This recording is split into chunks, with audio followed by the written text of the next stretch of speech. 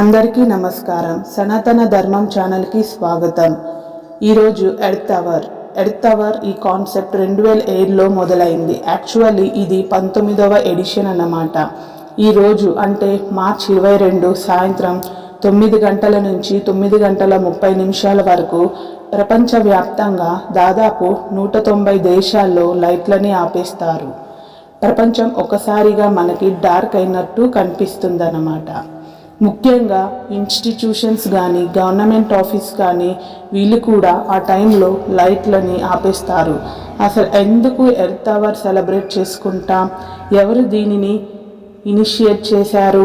ఎవరు కండక్ట్ చేస్తున్నారు?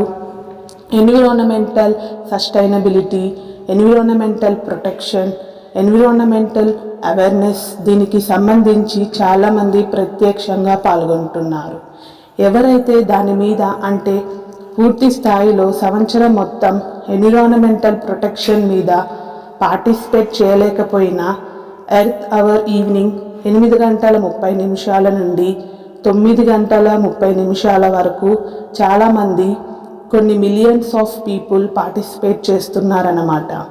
So environment సంబంధించిన అవేర్నెస్ కోసం, ప్రొటెక్షన్ కోసం ప్రపంచవ్యాప్తంగా 2007 నుంచి ఎర్త్ అవర్ కండక్ట్ చేసిన సంస్థ WWF.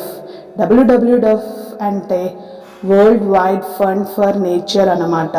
సో భారతదేశంలో WWF ఇండియా వాళ్ళు కండక్ట్ చేస్తారు. ఇది చాలా ఇంపార్టెంట్ గ్లోబల్ మూమెంట్ అని చెప్పొచ్చు.